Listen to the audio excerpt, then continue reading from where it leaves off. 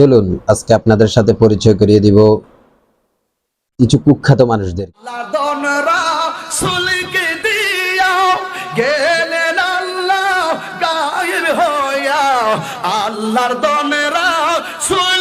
দিয়া গেলেন আল্লাহ গায়েব হইয়া, রাসূলের ধন খাজা পাইয়া, রাসূলের ধন খাজা পাইয়া শুইয়া আছে আজ মিলে কেউ ফিরে না খালি হাতে, খাজা তোমার সাইনা বেহস্ত ভয় ফাইনা জাগান্না, বলেন সাইনা বেহস্ত ভয় ফাইনা জাগান্না, আমার কপালে লিখে দিও দয়াল নবীর নাম, আমার কপালে লিখে দিও দয়াল নবীর নাম। আজকে ওহাবিকে কোমর ফাঁক করে দিব। আল্লাহর দরবারে যেদিন করবে অভিযোগ, আমি বলবো দুনিয়ায় ছিলাম রেজবি বাবার লোক, আমি বলবো দুনিয়ায় ছিলাম রেজবি বাবার। রোজা জিয়ারত করি যে শান্তি পাইছি, ঠিক মুজাদ্দিদ আল ফাসানির রোজা মোবারক জিয়ারত করে শান্তি একই পাইছি। মুনকার নাকির দুইজন ফেরেশতা আপনার কবরে আসতে দেরি, আমার গৌসে মাইজ ভান্ডারী আপনার কবরে উপস্থিত হইতে দেরি হবে না।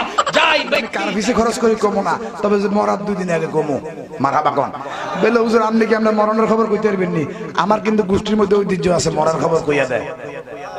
বাবা জালালি শেখ আবলা কাবা উনি বলেছিল যে আমি যদি রমজানের 17 রমজান বদর দিবসে যদি মারা না যায়, আর লাশটা তোরা মার দিস না, আর মাস্টার লাশটা তোরা মরুভূমির মধ্যে হালাই দিস, নদী ঠালাই দিস, আমার কোনো দুঃখ থাকবে না। যাইও না ওরে মুমিন ওই না কাবার ঘরে, ওরে সিজদা দিতে যাইলে তোমার শিরিক হইতে পারে, ঠিক কি না? আমি ওনাদের দালাল হিসেবে যদি কবুল করে আমার নামাজ টামাজ কিছু লাগবে না। হ্যাঁ, গাউসে পাকের মুরিদ যদি বলতে বলে এই মান রব্বুকা, মনকির নকির বলতে হবে থ মান রব্বুকা কেটা রে, আমার রব আব্দুল কাদের ব্যতীত আপনারা কোনো কাজ করতে পারবেন না। এমনকি যদি মক্কা মদিনাতেও যদি সফরে যান, জিয়ারতে যান, বা দূরে কোনো মাজারে জিয়ারতে যান, অবশ্যই মসজিদের হুকুম নিতে হবে। জেনে রাখবেন এই দরবারের যারা মুরিদ, আজরাইল আলাইহিস সালাম ততক্ষণ জান কবজ করেন না যতক্ষণ আগে আপনার পীরের দরবারে হাজিরি না দেন।